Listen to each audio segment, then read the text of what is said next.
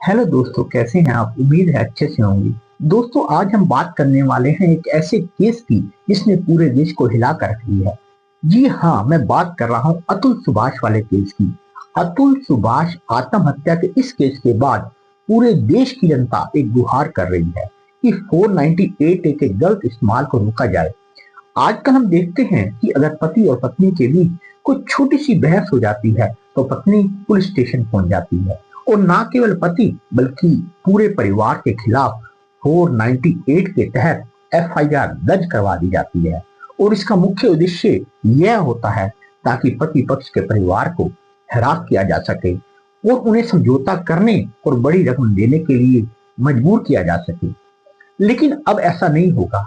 अभी हाल ही में माननीय सुप्रीम कोर्ट ऑफ इंडिया ने एक ऐतिहासिक निर्णय देते हुए स्पष्ट किया है कि कैसे 498 के मामलों को समाप्त या रद्द किया जा सकता है और अब वाइफ और उसके घर वालों की मनमानी नहीं चलने वाली। जी हाँ, आज हम बात करने वाले हैं तेलंगाना के लक्ष्मी नारायण बनाम स्टेट ऑफ तेलंगाना नामक केस की, जिसमें पति और पत्नी के बीच विवाद बढ़ने पर मामला सुलझाने की कोशिश की जाती है। लेकिन जब यह नहीं सुलझता तो मामला पुलिस स्टेशन पहुंचता है। वहां पत्नी 498 के तहत एफआईआर दर्ज कराती है और जिसमें पति के साथ साथ ससुर, देवर और यहां तक कि ननद को भी इन्वॉल्व किया जाता है। दोस्तों, यहाँ बीच में मैं आपको एक क्षण के लिए डिस्टर्ब करूंगा कि अगर आप इस चैनल पर नए हैं तो प्लीज चैनल को सब्सक्राइब जरूर कीजिएगा ताकि हमारे आने वाले हर एक वीडियो की नोटिफिकेशन आपको तुरंत मिल सके। हाँ, तो आते हैं अपने केस की तरफ। एफआईआर दर्ज होने के बाद पति और उसका पूरा परिवार उसको चैलेंज करने के लिए धारा 482 सीआरपीसी के तहत हाई कोर्ट पहुंचते हैं और यह गुहार लगाते हैं कि इस मामले में उनका कोई हाथ नहीं और केवल तलाक का नोटिस भेजने के कारण पत्नी ने बदले की भावना से यह झूठी एफआईआर दर्ज कराई है। पति पक्ष वालों ने दावा किया कि उन्होंने पत्नी को कभी दहेज के लिए परेशान किया ही नहीं। हालांकि कोई हाई कोर्ट एफआईआर रद्द करने से मना कर देता है, परंतु साथ ही साथ रमेश कुमार के फैसले का रेफरेंस देते हुए यह राह देता है कि ऐसे मामलों में गिरफ्तारी नहीं होनी चाहिए। परंतु इसी बीच पुलिस अपनी इन्वेस्टिगेशन पूरी कर लेती है और केवल देवर को छोड़कर सभी के खिलाफ चार्जशीट फाइल कर देती है। परंतु क्योंकि पति और उसका परिवार एफआईआर रद्द न होने के कारण संतुष्ट नहीं है, इसलिए वह इसको क्रैश करने के लिए सुप्रीम कोर्ट की तरफ रुख करते हैं, जहां से सुप्रीम कोर्ट द्वारा पत्नी पक्ष वालों को नोटिस जारी किया जाता है। पति साइड से यह बहस की जाती है कि हमारा एफआईआर के अंदर कोई रोल नहीं है। कहीं यह मेंशन नहीं किया गया है कि कौन सी तारीख या कब पति ने या उसके परिवार वालों ने पत्नी को दहेज के लिए परेशान किया। पत्नी की तरफ से यह बहस की जाती है कि कम से कम इस बात की तहकीकात तो होनी चाहिए और पता लगाना चाहिए कि इन्होंने यानी कि पति पक्ष वालों ने उसे यानी कि पत्नी को परेशान किया या नहीं। और इस स्टेज पर एफआईआर को क्रैश यानी कि रद्द नहीं किया जाना चाहिए।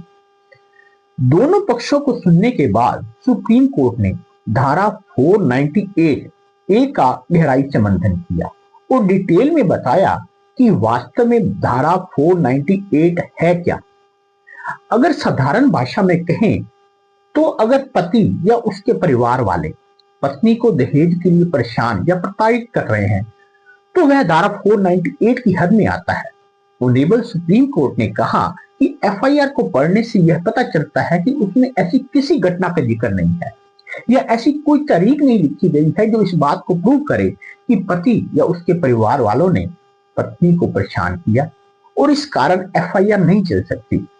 सुप्रीम कोर्ट ने कहा कि आपको यानी कि पत्नी को कोई ऐसी घटना, तारीख या इवेंट बताना होगा जिससे कि यह प्रूव हो सके कि पति पक्ष वालों ने उसके साथ ज्यादती की है और दहेज की मांग की है। अपने आदेश में सुप्रीम कोर्ट ने प्रीति गुप्ता के फैसले का जिक्र करते हुए कहा कि उस केस में उन्होंने एफआईआर क्रैश की थी और उस केस के बाद भी ऐसे कई जजमेंट दिए गए हैं जिसमें यह पूरी तरह से स्पष्ट किया गया है कि अगर पत्नी पक्ष की तरफ से केवल एक साधारण एप्लीकेशन, एक साधारण प्रार्थना पत्र लगाया जा रहा है और यह कहा जा रहा है कि उसे दहेज के लिए परेशान किया गया, तो सुप्रीम कोर्ट इस चीज की इजाजत नहीं देगा और एफआईआर को क्रैश कर दिया जाएगा। सुप्रीम कोर्ट ने यह आगे और भी क्लियर किया कि पति पक्ष वालों को यह बताना पड़ेगा कि किसने कब और क्या किया। उच्चतम न्यायालय ने एक बात और भी स्पष्ट कर दी कि अमूमन यह देखा जाता है कि पारिवारिक झगड़ों में पति पक्ष के परिवार के कुछ लोग तो उस जगह रहते ही नहीं होते, फिर भी उनको बेवजह केस में घसीट दिया जाता है, जैसा कि इस केस में हुआ कि पति के अलावा ननद तो वहां कभी रही नहीं, उसका इस केस में क्या रोल हो सकता है और वह लड़की को कैसे परेशान कर सकती है। और सास और ससुर के बारे में भी कोई स्पष्ट रूप से नहीं कहा गया है कि उन्होंने क्या किया। जब उनका रोल ही नहीं है तो उनके खिलाफ कैसे केस चल सकता है, सुप्रीम कोर्ट इसकी इजाजत कैसे दे सकता है।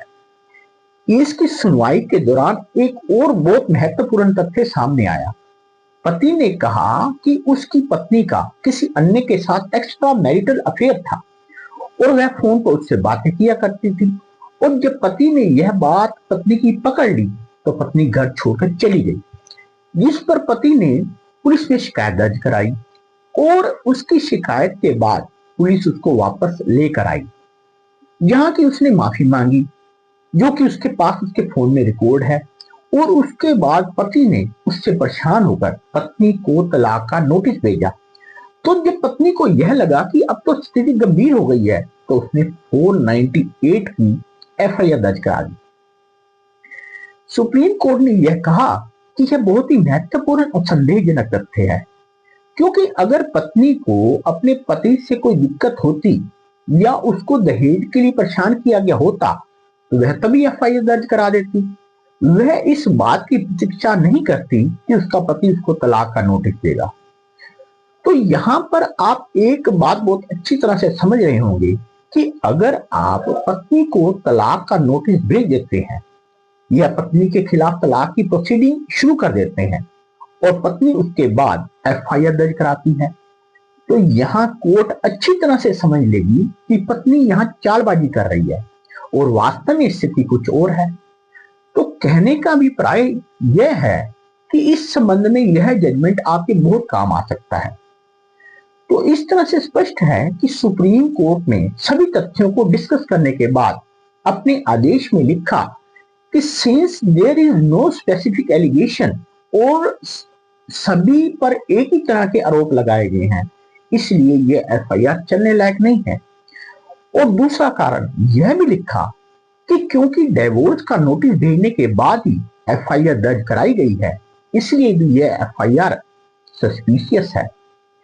एक और बात भी सुप्रीम कोर्ट ने अपने आदेश में लिखी कि क्योंकि समाज में इस तरह की प्रवृत्ति बढ़ रही है कि जब पत्नी की कोई ईगो या अहम हर्ट होता है तो वह पति के पूरे परिवार को दहेज के झूठे मामले में घसीट देती है और इस तरह की प्रवृत्ति को रोकने की जरूरत है। इन तीनों बातों के विस्तार में चर्चा करने के बाद सुप्रीम कोर्ट ने पति की पिटीशन को स्वीकार करते हुए एफआईआर को क्रैश कर दिया। दोस्तों, आप यह जजमेंट अपने किसी भी अहम मसले में इस्तेमाल कर सकते हैं। अगर आपके खिलाफ भी कोई 498 की एफआईआर दर्ज होती है तो तुरंत उच्च न्यायालय का दरवाजा खटखटाइए और 482 की दरखास्त लगाइए। जो फैसला मैंने आपको बताया है उसको इस्तेमाल कीजिए और फरियाद कीजिए कि यह एफआईआर चलने लायक नहीं है। आपकी दरखास्त जरूर मंजूर की जाएगी। आज का यह वीडियो आपको कैसा लगा कमेंट करके जरूर बताइएगा। वीडियो अच्छा लगा हो तो प्लीज वीडियो को लाइक और शेयर जरूर कीजिएगा, और अगर आप मेरे इस चैनल पर नए हैं तो इस चैनल को सब्सक्राइब जरूर कीजिएगा ताकि हमारे आने वाले हर एक वीडियो की नोटिफिकेशन आपको तुरंत मिल सके। जल्द ही मिलेंगे अपने नए वीडियो के साथ, तब तक के लिए जय हिंद।